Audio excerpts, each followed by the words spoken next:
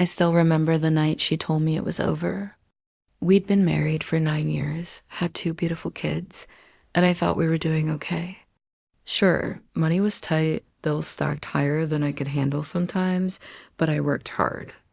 I came home tired, sometimes too tired to notice how distant she was becoming. One evening, as I sat at the kitchen table paying bills, she walked in with that cold expression I'd grown to dread. She didn't argue. She didn't cry.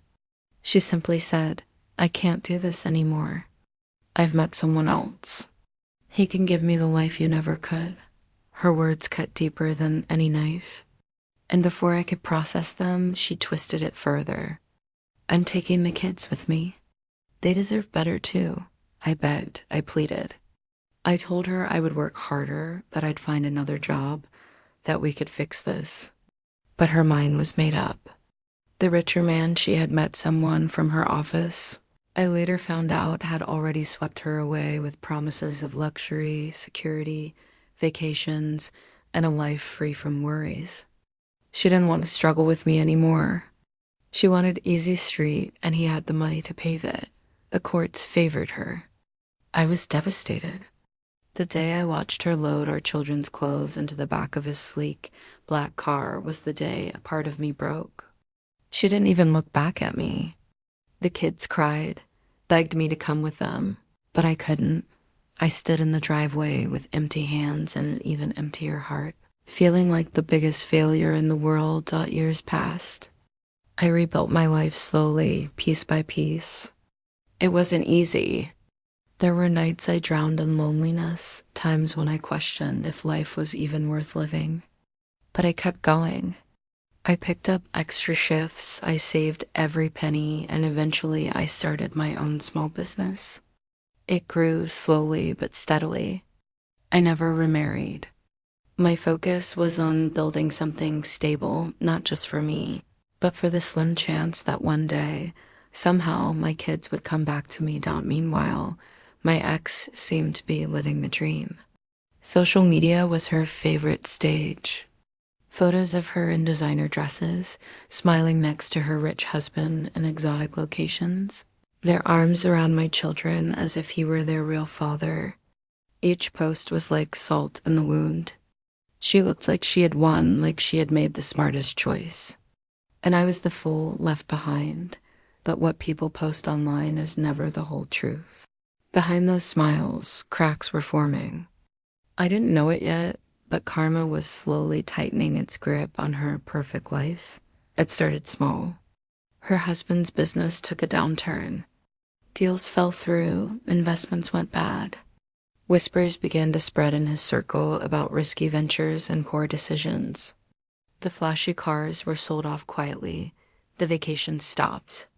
The photos on her profile changed to no more yachts, no more champagne toasts. Just crop shots at home, smiles that didn't reach the eyes. I only learned the full story when, one evening, I heard a knock at my door. I opened it to find my daughter, now a teenager, standing there with tears streaking her face. Behind her was my son, taller than I remembered, carrying a duffel bag. My heart stopped.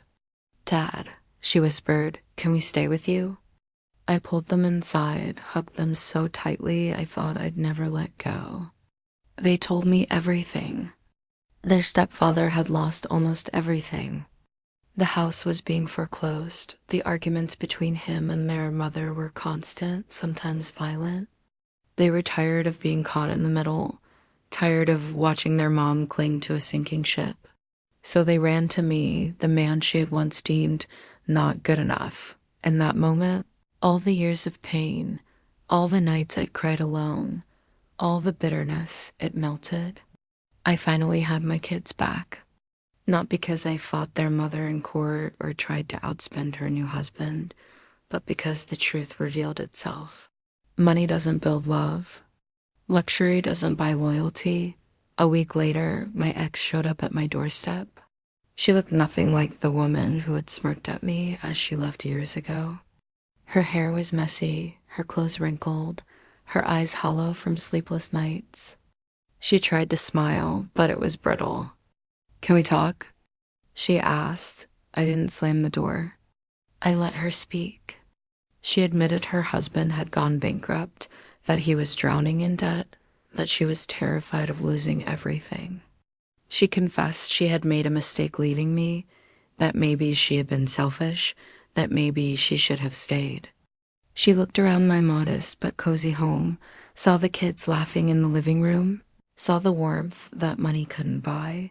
She wanted back in, but I just shook my head.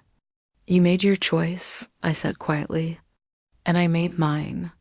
The kids are welcome here always, but you'll have to figure your life out. Her eyes filled with tears. She tried to argue, but deep down she knew. Karma had arrived. She had left me for a man with money, thinking she'd secured happiness forever. But money fades, fortunes crumble, and when they did, she was left with nothing. Me. I wasn't rich. I didn't have yachts or mansions, but I had my children's love, my integrity, and a peace she would never know again. And that was more than enough. Because sometimes life doesn't require you to fight or seek revenge. Sometimes you just have to endure to keep walking forward and let time do its work. People who betray for greed eventually trip over their own choices.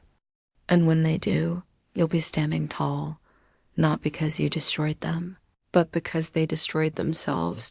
My ex thought she won the day she drove off with my kids in another man's car. But life had other plans. And in the end, I was the one who truly won, not by chance, not by wealth, but by love that endured the storm.